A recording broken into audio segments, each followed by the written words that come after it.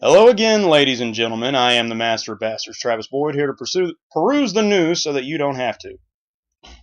Now, once again, I need to remind you that this show is rated for an 18-plus audience, so if you're not over 18 or you're very easily offended, get the fuck out now, because I don't care about vulgarity. First story of the night. The zombie apocalypse has been reported to have happened. In Tennessee, a man stole a big rig truck, hauled ass down the road, caused multiple car accidents, and eventually flipped the truck over, taking up all 4 lanes of traffic. The cause? Authorities say 19-year-old Jeremiah Hartline claims he was being chased by zombies, and the accidents were caused because he was swerving left and right to shake them off the side. 8 people were injured, 2 of which were serious. It is unknown whether Hartline was under the influence of any narcotics or alcohol at the time. Personally, I think he might have just dropped some acid and watched a little too much Walking Dead. We have a reported case of an unidentified flying iPad. A Georgia woman says she saw something flying through the air towards her car but never felt an impact. After parking, she found the iPad stuck so deep in her car's grill, she needed a hammer to get it out. It was still functioning, and she says she was able to open an app to get the owner's contact info to return it. The owner says he left it on top of his car. Why don't we send these things over to Iraq? I'm just saying, we can use them as, like, deadly frisbees. We can have a seek and destroy app put in.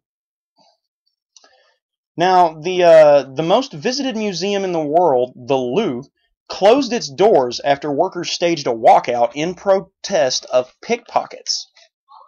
Over 100 workers basically said fuck it and went home after getting fed up with attacks by increasingly aggressive gangs. See, this is why you hire ex-military for security guards. They don't put up with that kind of shit.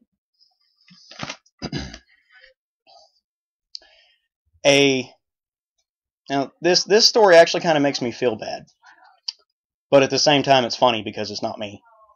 A pair of newlyweds fell in love and were convinced that they were perfect for each other. Until they boned.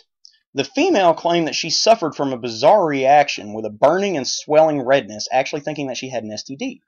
Turns out that she, like at least 20,000 other women in the world, is basically allergic to jizz.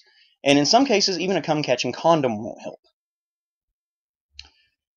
At which point, once again, I feel bad because they can't bone, but at the same time, it's not me, so it's funny. Now, this one actually hits a little too close to home for me. Makes me very sad. Taco Bell is instituting a plan to make their food healthier. By 2020, anyway. See, that way you don't notice that the forced healthier option is actually a shittier taste. See, I find this curious because although I love Taco Bell, or as I call it, the laxative store, I can't walk in without smelling a 420 fan.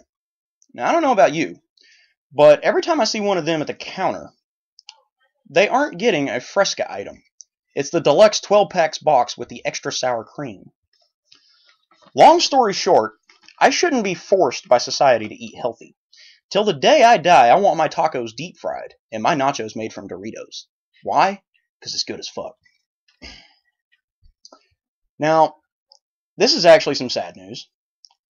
Adam and Eve, the porn company, have released a statement saying that the porn industry is facing a rather large problem. Free sites and illegal downloads are actually killing the industry, they claim, as their profits have shrunk from roughly between $13 and $14 billion in 2005 to just over $5 billion today. See, personally, I think it's the fact that they charge $50+ for a new release DVD, which usually only drops to about $35 or so for one that's been out for a while. And I don't know about you, but I'm really not that comfortable buying used porn. Alright, this story I have titled Assault with a Deadly Cunt. Jenna Jameson, the 38-year-old ex-porn harlot, attacked someone at an Orange County home where the victim of said abuse made citizens arrest. She has been given a court date and released. So we have STDs loose on the streets again. Now, going to international news now. A passenger on a train traveling through Germany was caught using a fake ID.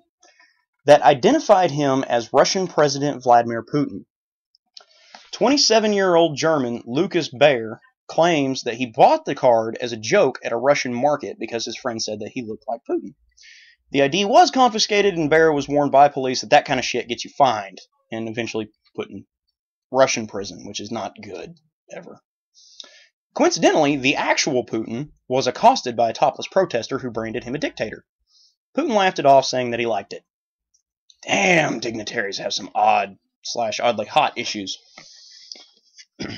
Now, this is a prime example of a sting.